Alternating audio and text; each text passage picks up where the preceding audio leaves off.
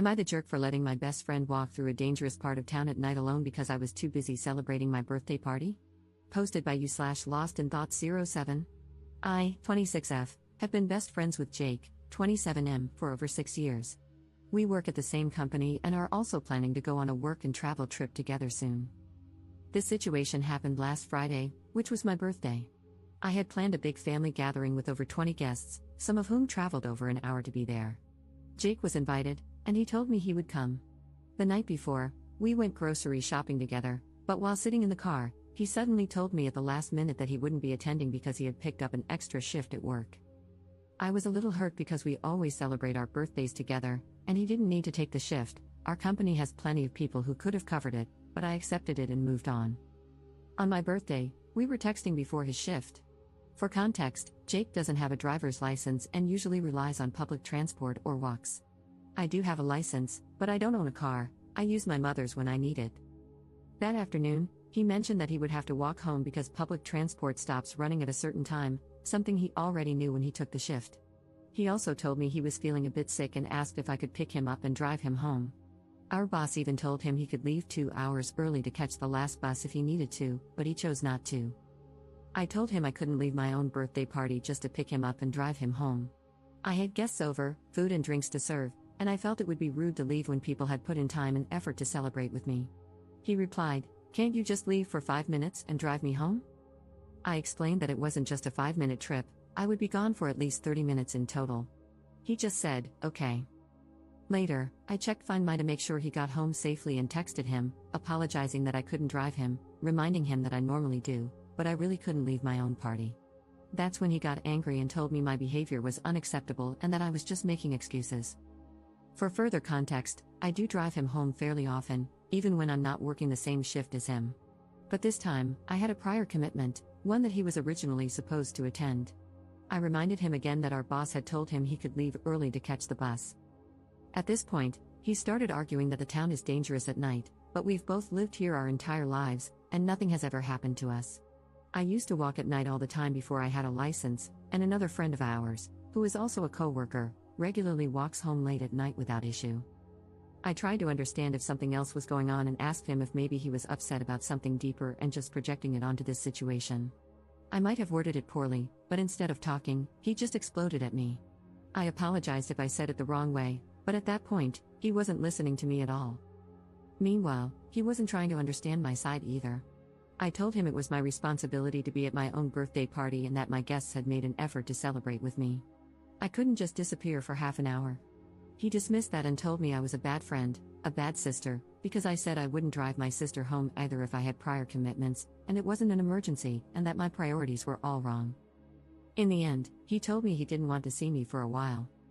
I am honestly confused and questioning our friendship after this because of how he reacted. I really tried to understand his side, and I get that he was hurt that I wasn't there for him when he needed me. But at the same time, I couldn't just leave my own party if it wasn't an emergency. Now I don't know if our friendship can bounce back from this or how I'm supposed to rely on him moving forward. If this is how he reacts to something like this, what happens if we end up in a similar situation while traveling? Is he just going to leave me behind if I don't do what he wants? Relevant comments. Commenter. I think if you really look back at your dynamic and who does what for whom, you will find a huge imbalance, with you doing more. Also, the fact that he did not want to go to a party celebrating you and not him, and that he wanted you to leave the party, indicates that he just wants to use you. Ops response. Yeah, there is a bit of an imbalance in the dynamic, but I thought it might be because of our different circumstances. His family isn't as well off as mine. Also, acts of service is my love language, so I tend to do a lot for people I hold dear. I always thought of us as those typical, picture-perfect TV show besties, but his behavior regarding this incident shattered that picture for me. Commenter 2. Even more, it sounds like he didn't like you being the center of attention.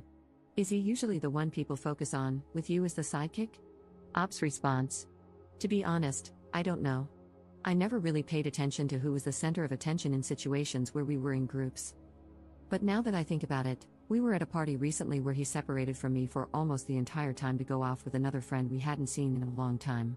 I assumed it was because they hadn't seen each other in months, so I didn't really pay attention to it either and just stayed with other friends. Commenter 3. This was kind of what I was thinking. He sounds manipulative. No one is going to leave their birthday party to give someone a ride home. It's incredibly rude to leave a party in your honor, and I'm 99% sure that's common knowledge. Either something else is going on, or he fabricated this whole thing as a test. Ops response. And he told me that he had talked to others about it, and not one of them disagreed with his point of view. That made me a bit insecure, wondering if I'm the jerk here, but I think the comments are debunking that. Thanks you all. I just would love to know what he told those people, or his thought process for that matter, because I would never react this way. The test could be a plausible explanation. He might have felt the need to test me before we go to another country for a year. That's the other thing I need to figure out, because if this is how he reacts to something like this, I can't rely on him. And even if our friendship survives, I can't go to another country with him as my support system. Update 1 day later. First of all, thank you all for the helpful comments. I never expected so many people to relate to this. I'm so sorry for everyone who has gone through something similar. To clarify something I've seen speculated in the comments, there are no romantic feelings involved. He's gay, so there was never any romantic interest between us. After reading a lot of comments and reflecting on everything, I've decided to go no contact, aside from necessary work-related interactions. I've also made the decision to move forward with my work and travel plans alone, because I simply can't trust someone like this to be my emergency contact in another country. I had a long conversation with my parents and showed them the chat. My mom actually broke down crying. She told me she's seen narcissistic behavior and red flags in him for years, but things have gotten worse in the last few months. She said this has been weighing on her, and when she laid everything out for me, I finally saw the bigger picture. Even though it wasn't a romantic relationship, I now realize he was isolating me from other friends and family, always trying to make himself the center of my social life. He even tried to insert himself into most of my other friendships, and looking back, anytime I made progress in life, he would find a way to hold me back or drag me down. My dad told me that some of the recent arguments I've had with my family were actually their way of trying to get me to see what was happening, but I just didn't recognize it until now. He also said he's relieved I won't be traveling overseas with him. My parents reassured me that while this will be hard at first, I'll heal, and cutting ties now will make things easier in the long run. They also pointed out things I had overlooked, like how he tagged along on family holidays without paying but was never particularly grateful to my family for inviting him. I've started talking to one of our mutual friends about what happened. She's currently busy with the Super Bowl, but once she's back, I'll tell her everything as objectively as possible. I don't want to trash talk him or damage his reputation at work, but if coworkers ask, I'll be honest about why I've distanced myself. I genuinely do wish him the best, and I hope he works through his issues and finds happiness. But I'm done. My mom breaking down in tears was the final straw for me.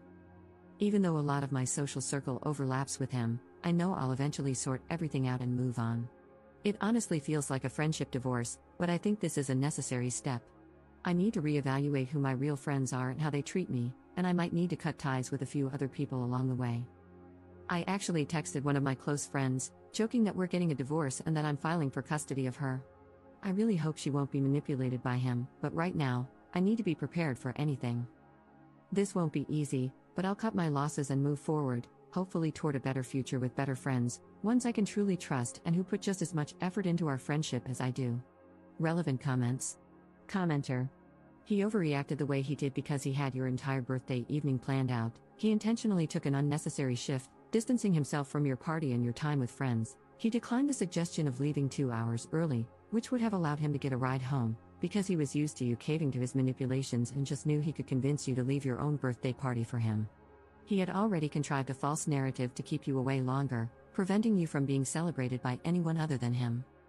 When you stood your ground, thereby maintaining your self-respect, he didn't get his way. This was foreign to him, and he couldn't handle it.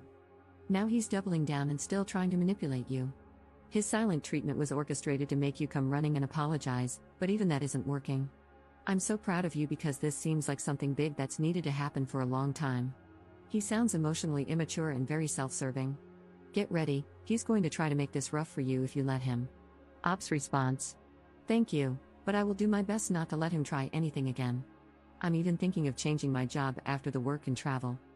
Commenter 2. People have a hard time recognizing abuse in friendships. It's similar to how many people don't realize they're in an abusive relationship if there's no physical violence. Many believe that abusive relationships only happen in romantic contexts, not friendships. I've seen multiple posts over the years describing clear single white female situations, yet the op just can't wrap their head around it and doesn't want to accept it. When commenters point out that they're in an abusive relationship, they typically refuse to believe it at first, despite coming to Reddit for help because something feels off. They always think they're overreacting and want to give the benefit of the doubt. Abusive relationships can happen in any type of relationship. The sunk cost fallacy traps many victims in these situations. It's always interesting to see posters like ops start looking back on their friendship without the rose-tinted glasses. 99% of the time, they end up uncovering a lot of messed up behavior that's been going on for a very long time. It's hard to see the forest when you're too busy focusing on the trees. I hope Op is safe. The lengths to which her friend was willing to go to manipulate and trap both of them in this calculated situation are extreme and, quite frankly, unhinged. I wouldn't be surprised if this takes a sharp turn into obsession and stalking real quick. Just like in an abusive romantic relationship, her friend is losing control and has upped the ante. Now he knows his tactics weren't enough to get what he wanted. Once he realizes she's pulling the plug, things could really go off the rails. He's already escalated by screaming at her and piling on the guilt. He's going to escalate further, but how far will he go? Who knows? You can't reason with unreasonable people, and you cannot predict their actions. Op needs to be on high alert and should not underestimate him.